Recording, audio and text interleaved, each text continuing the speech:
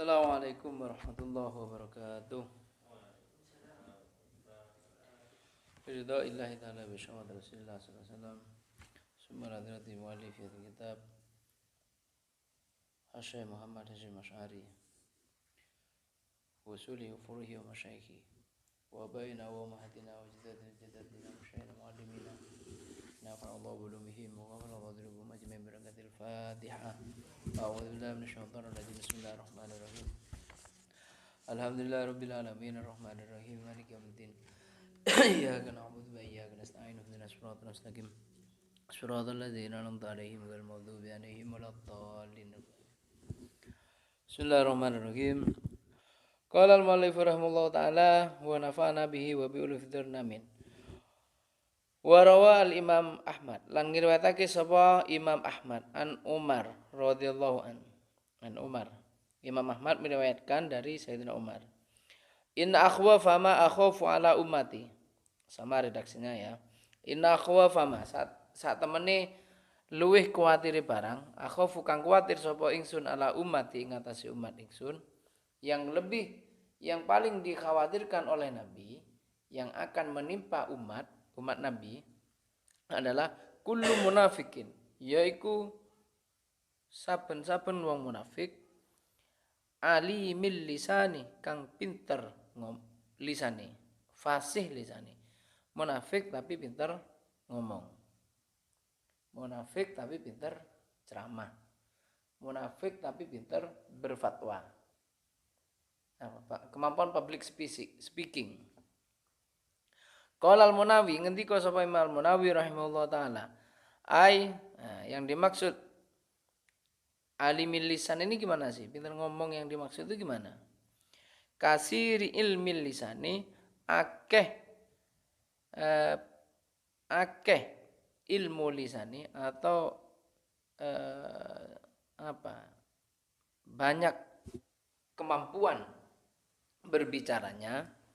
Kemampuan berbicaranya itu tidak dilakukan lagi, kan banyak ya, kayak sales itu loh.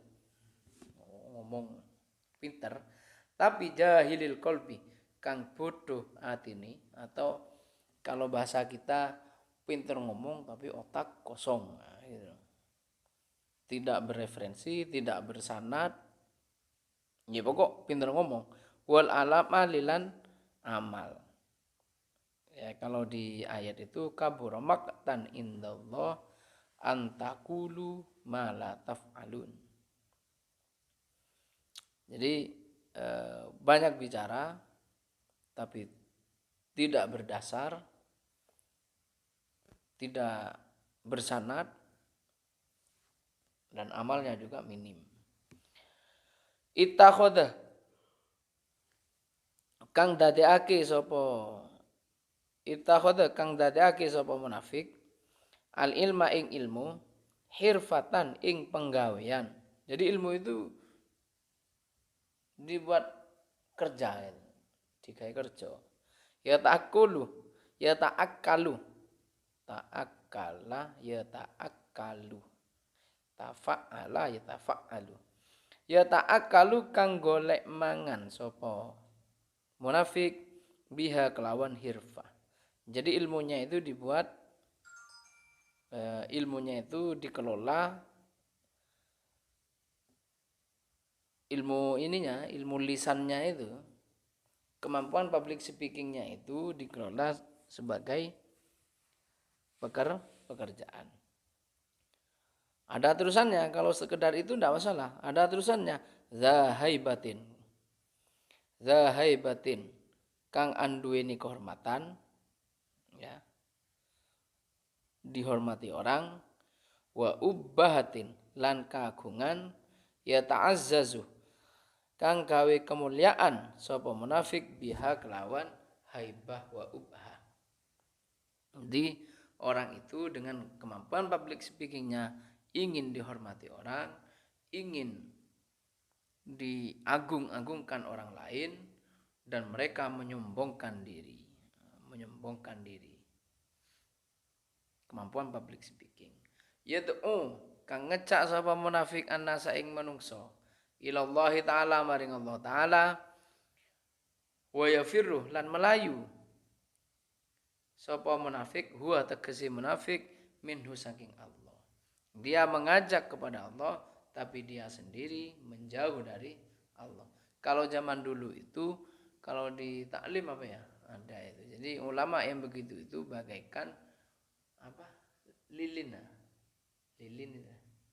Nah, bagaikan lilin. Dia menerangi sekitar tapi membakar dirinya sendiri. Menghabisi dirinya sendiri. Nah, kalau zaman sekarang kan sudah tidak pakai lilin ya, pakai lampu ya, jadi tidak habis dia. Wa lan ngriwayatake sapa Tabrani Imam Tabrani an Ali radhiyallahu an, saking Imam Ali radhiyallahu an.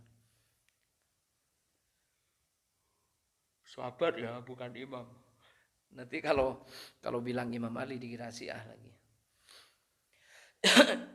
Jadi kalau ciri Syiah itu memang semua keluarga Nabi itu dikatakan, semua keturunan Ali itu dikatakan imam.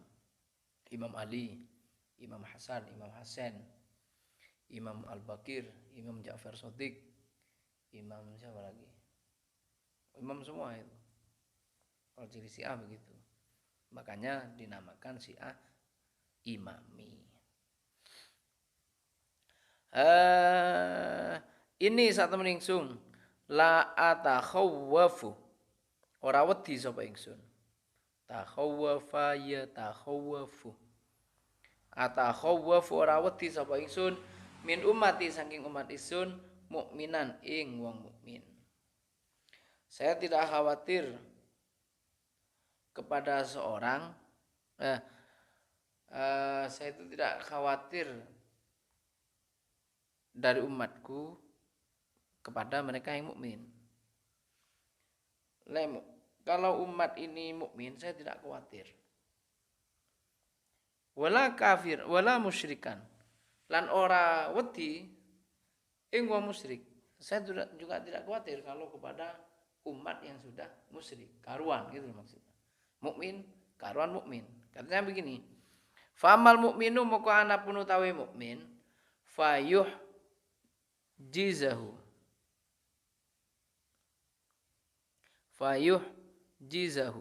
moko nyegah ing mukmin apa imanuhu imani mukmin. Karuan kalau orang mukmin mereka melakukan hal yang tercela, melakukan maksiat, imannya memberontak, imannya menolak. Wamal musyriku anapun utawi wong musyrik fayak ma'uhu moko meksa ing wong musyrik apa kufruhu sifat kafiri musyrik atau orang musyrik. Karuan mereka melakukan dosa karena memang dengan kekafirannya itu. Ya, memang dosa gitu loh maksudnya. Yang mukmin dia melakukan dosa takut karena apa? Imannya memberontak. Ada yang jaga. Kalau di apa namanya? Di itu loh. Pertanyaan Sayyidina Ali itu loh, yang tentang ilmu di kitab Usfuriyah yang ada ya, kalau di sini tidak ada. Sayyidina Ali itu, Nabi itu pernah bersabda bahwa ana madinatul ilm wa aliyu babuha. Nabi itu pernah bersabda kepada para sahabat, saya adalah madinatul ilm dan Ali sebagai pintunya, wa aliyu babuha. Ada sahabat yang berontak, maksudnya bukan berontak ya, karena sabda Nabi tidak berontak dia, cuma penasaran kenapa kok Sayyidina Ali yang dijadikan yang begitu istimewa dalam hal keilmuan. Kalau hal kejujuran kan itu siapa? Abu Bakar ya. Kalau dalam hal keilmuan kok Sayyidina Ali. Akhirnya sahabat ini bertanya ke Sayyidina Ali. Dia bertanya,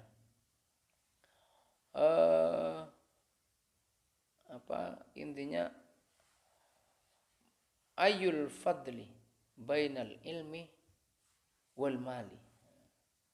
Antara ilmu dan harta itu lebih utama mana? Dari 10 orang penanya jawabannya berbeda. Pertanyaan yang sama. Itu Sayyidina Ali. Saya tidak tahu persis ya pertanyaannya. Pokoknya ada salah satunya Sayyidina Ali itu menjawab begini. eh, apa namanya,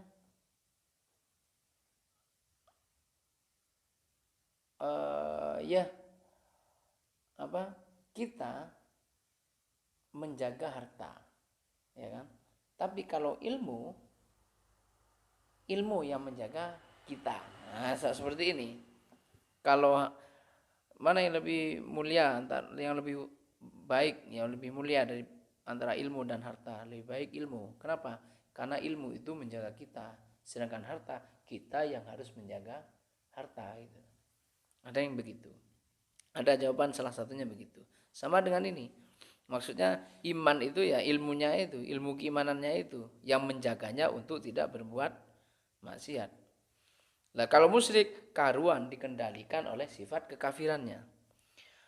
Nah, itu Nabi tidak khawatir itu. Yang paling dikhawatir oleh Nabi walakin lan tetapi ini atakhawafu. Khawatir sapa ingsun alaikum ing ngatasi sira kabeh munafikon ing wong munafik. Alimal lisan kang pinter lisane atau pinter ngomong lah intinya. Pinter ngomong. Tapi tadi itu jahilil qalbi wal amal. Yaqulu ngucap sapa munafik ma ing barang ta'rifuna kang weruh sapa munafik. Wa ya malu lan ngelakoni sapa munafik ma ing barang tungkiruna kang ingkar sapa munafik ing ma. Jadi dia itu berbicara dari apa yang dia ketahui. Tapi meskipun sesuatu yang mungkar, dia tetap mengerjakan. Oh, wis ngerti kalau anu itu haram semisal. Apa jangan haram? Homer kan haram. Tapi dia tetap minum gitu loh maksudnya. Kalau sekedar anu enggak masalah, tapi dia itu menyampaikan ke orang, maksudnya berceramah gitu ya. Dia berceramah bahwa begini begini, tapi dia sendiri melanggar dengan ceramahnya, itu loh maksudnya. Alimul lisan itu. Ada kan begitu kan. Wan Ziyad bin Hudzair rahimahullah taala, dari Ziyad bin Hudzair. Qala ngendika sapa Ziyad bin Hudzair. Qala li ngucap atau ngendika li maring ingsun sapa Umar bin Khattab radhiyallahu anhu. Jadi ini sanad tadi itu yang dimaksud sanad itu begini ini. Jadi hadis ini dari Ziyad. Ziyad itu bercerita bahwa Ziyad ini pernah dikandani Umar, itu loh maksudnya. Ditanya sama Umar, gimana? Hal ta'rifu ma yuhdimul Islam? Hal apa to? Ta'rifu ngerti sapa sira? Yuhdimu kang ing barang yuhdimu. Hal ta'rifu apa to ngerti sapa sira ma ing barang yuhdimu kang ngrubuhake apa mal Islam ing Islam. Ziyad bin Hudzair itu pernah ditanya, dialog ya sama Sayyidina Umar ya, bukan tanya beneran. Tapi tanya lil ilmi, karena pengetahuan. Apakah kamu tahu apa yang dapat menghancurkan Islam? Kata Sayyidina Umar. Kultu jawab sapa ingsun, Ziyad maksudnya. Lah, mboten. Mboten sumerap. Kala ngendika sapa Umar, yuhdimuhu zallatul alimi. Yuhdimuhu ngrubuhake ing Islam zallatul alimi apa keplesete wong alim. Wajidalul munafiki bil kitabi lan perdebatane wong munafik bil kitabi kelawan gawa ayat, gawa Al-Qur'an, gawa hadis, gawa dalil. Wa hukmul a'immatil mudillina dan hukumi piro-piro imam kang nyasarake. Jadi yang menyesarkan umat itu kalau orang alim sudah tidak menghiraukan kealimannya, dia alim tapi pekerjaannya seperti orang fajir misalnya. Ngerti fajir ya? Fajir itu orang ahli maksiat lah. Tapi dia alim. Atau ada orang senang berdebat dengan membaca ayat, dengan membaca hadis misalnya, suka berdebat. Atau hukmul a'immah, orang yang suka berfatwa atau memberi hukum yang menyesatkan. Kan pernah itu ada ditanya langsung refleks jawab, suruh siapa kawin, kan begitu ya. Karena ada pernah dulu kan. Itu kalau tanpa ilmu bahaya. Moro-moro bank itu riba haram. Apa kita harus blacklist bank pemerintah haram riba. Padahal ujung-ujungnya dia buat koperasi sendiri kan gitu. Kita blacklist Aqua atau apa yang dulu itu perusahaan apa Danone ya, perusahaan Danone kita blacklist, ujung-ujungnya dia punya perusahaan air mineral sendiri. Artinya bahaya begitu itu. Dia berfatwa atas nama agama, membawa dalil seperti itu loh. Saya ingat betul ketika apa namanya Pilkada Jakarta membaca ayat apa itu, Al-Maidah ayat berapa? Bentar. Ini jujur enggak apa-apa ini, maksudnya kita buka di ayatnya. Al-Maidah ayat berapa itu? Ayat berapa? Pokoknya ayat Al-Maidah ya. Kita lihat Al-Maidah ayat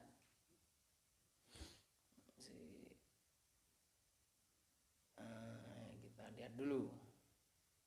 Takut keliru karena ayat 48, ayat 51 ah. Al-Maidah ayat 51. Kita lihat dulu ya. Al-Maidah ayat 51. Dulu kita ulas ya persis seperti ini. Hukmul a'immatil mudillin ini. Jadi tidak usah jauh-jauh, yang dimaksud mudillin itu menyesatkan itu dia punya kepentingan pribadi atau kelompok tapi nyerangnya pakai bawa-bawa agama. Ini ayatnya. Ya ayyuhalladzina amanu la tattakhidul yahuda wan nasara awliya ba'duhum awliya ba'd. Wa may yatawallahum minkum fa innahu minhum innallaha la yahdil qaumadz zalimin.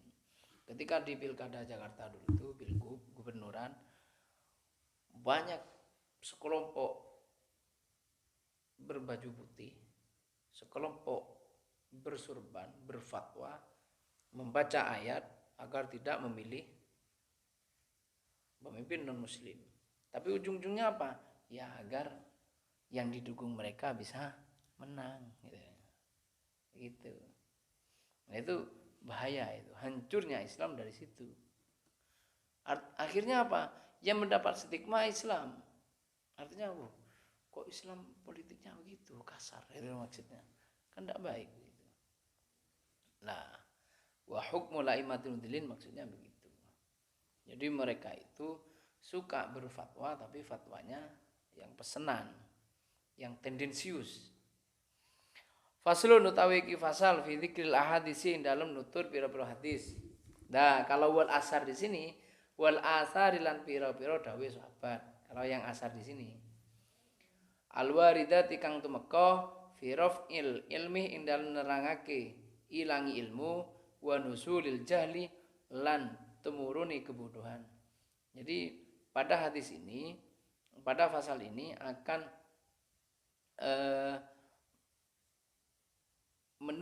akan membahas tentang beberapa hadis dan atharus sahabah, perkataan para sahabat yang menerangkan tentang hilangnya ilmu dan banyaknya kebodohan.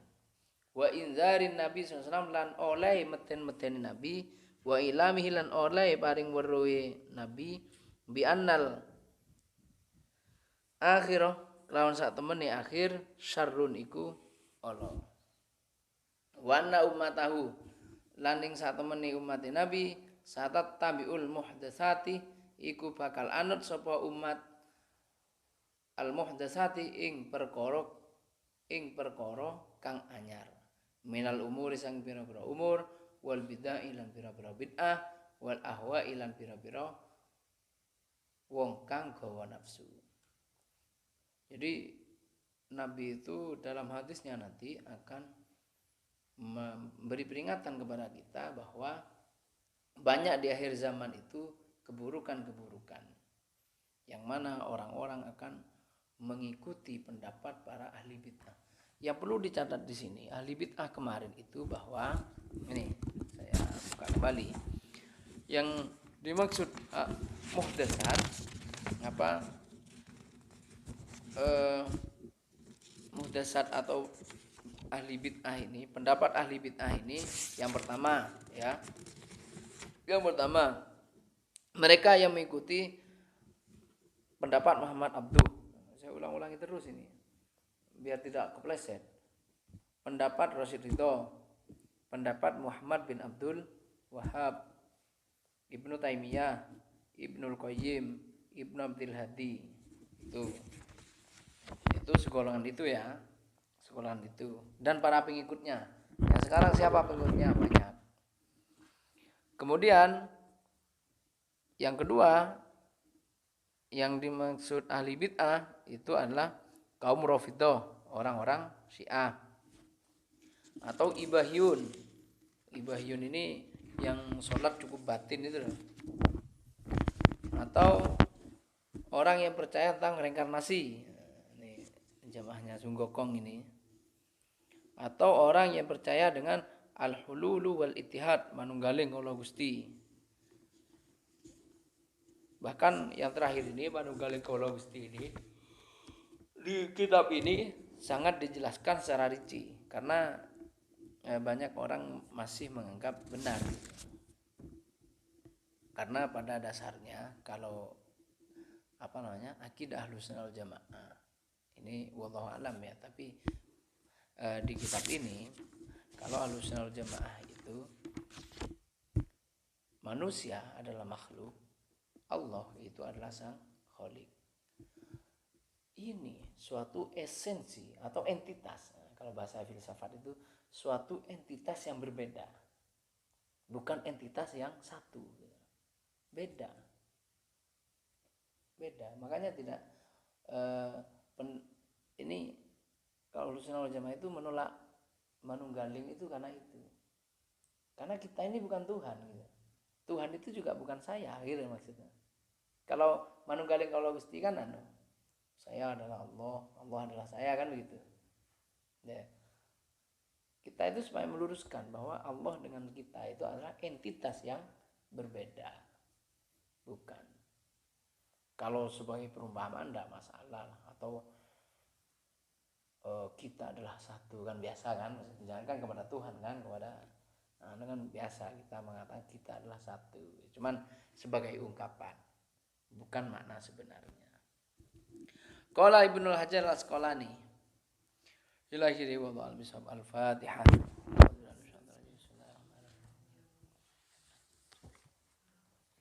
Assalamualaikum warahmatullahi wabarakatuh.